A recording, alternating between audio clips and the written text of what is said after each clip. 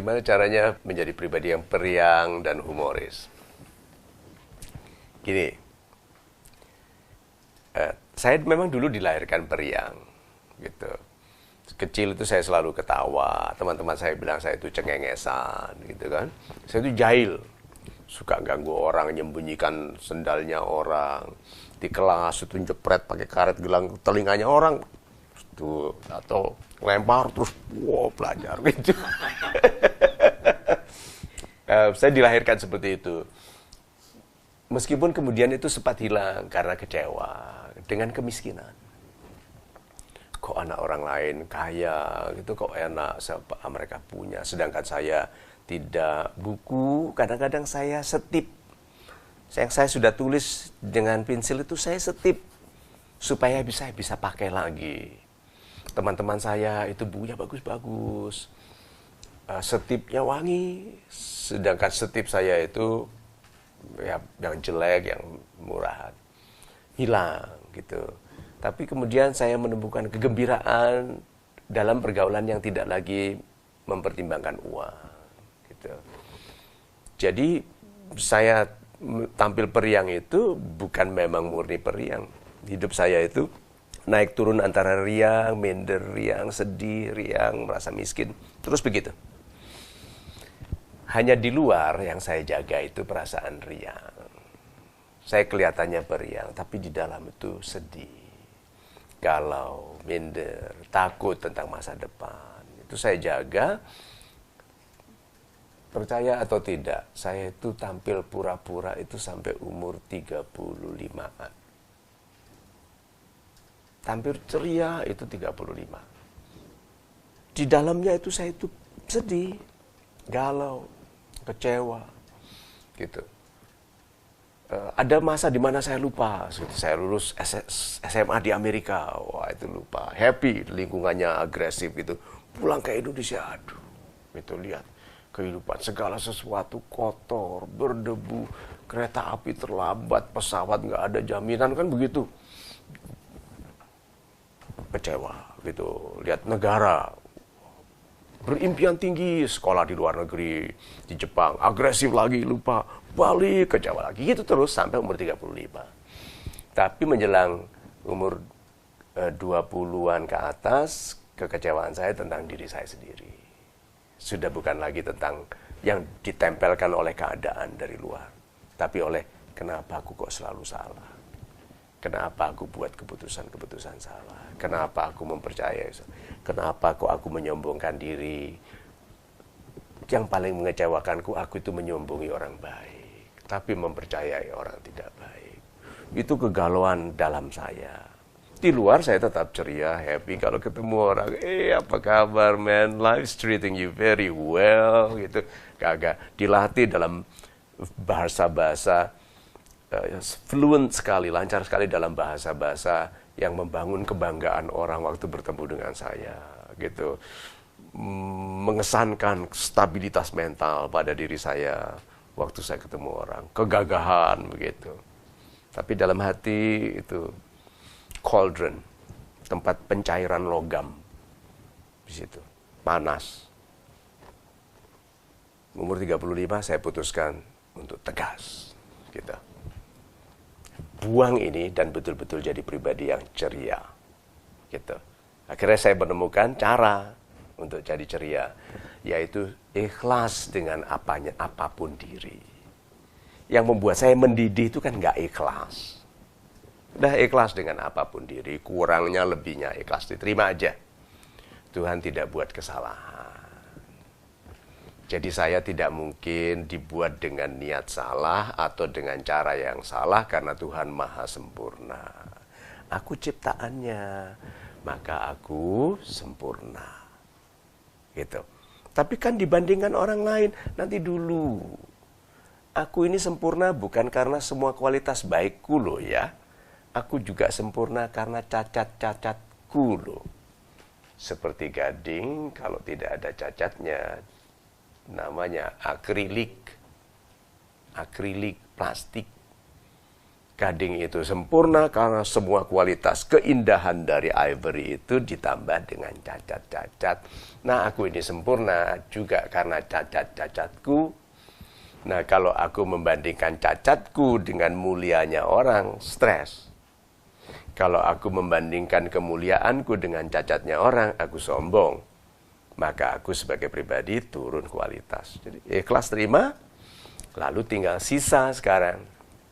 Mario yang harus menggembirakan orang lain.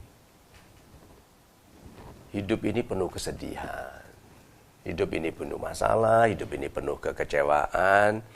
Maka janganlah kita menjadi penambah kekecewaan. Jadi yang tertinggal akhirnya Mario yang hidupnya adalah bantu orang, gembira, bantu orang melihat dirinya dengan baik. Banyak orang itu berdiri di bawah sinar yang salah. Sinar yang salah nih, sahabat-sahabat yang suka menghina. Nih, dia di sini. Minder. Dia di sinar yang salah yaitu apa? Sahabat yang memuji karena ada maunya. Tertipu. Ini banyak orang hidupnya dalam berdiri di bawah sinar yang salah. Nah, saya datang sebagai sahabat sederhana yang bilang, kamu akan tertipu. Kamu kecewa karena, gitu. Saya bilang, sudahlah, itu tinggalkan. Ini menunggu kamu lebih baik. Itu.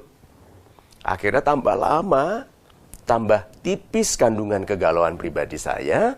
Yang besar adalah pengertian mengenai kegalauan orang lain. Ini, kegalauan orang lain saya mengerti. Lalu pribadi saya tambah lama, tambah tipis. Isinya hanya niat membantu orang berbahagia. Jadi kenapa saya mudah mengerti kegalauan orang lain? Karena sekarang saya tidak mikirkan kegalauan saya sendiri, saya melihat ke orang lain, orang ini butuh bantuan. Gitu. Nah, terus kenapa gembira? Lu itu kehidupan yang baik, kehidupan yang ceria sekali. Wong hanya hidup untuk kebahagiaan orang lain kok. Itu ceria sekali. Terus kesejahteraannya bagaimana? Dijamin Tuhan. Dijamin Tuhan. Jadi dalam kehidupan saya yang pribadi yang tipis, yang namanya pembahagia bagi sesama ini, oleh Tuhan, Tuhan tidak ingin manusia sederhana yang bekerja bagi kebahagiaan sesama. Ini kan pekerjaannya Tuhan, toh. Ini kan pekerjaannya Tuhan. Hidupnya tipis, Tuhan nggak ingin ini diganggu. Jadi uang dicukupkan, penyakit dijarangkan, anggota keluarganya disehatkan. Coba kalau anak saya dibuat bodoh, satu aja. Dibuat sekolahnya bermasalah, coba. Nanti ibunya marah, bapaknya marah, begitu. Masa anakku bodoh, begitu kan? Istrinya bilang, pantasnya memang, gitu kan. Coba sudah mulai kelihatan? Jadi tipis ini rusak kalau anak saya dibodohkan oleh Tuhan. Coba itu. Anak saya dibuat sikapnya buruk. Jadi Tuhan bilang apa? Jaga anaknya sikapnya baik. Terus anak saya malas. Nggak ada tuh. Anak saya rajin sekali.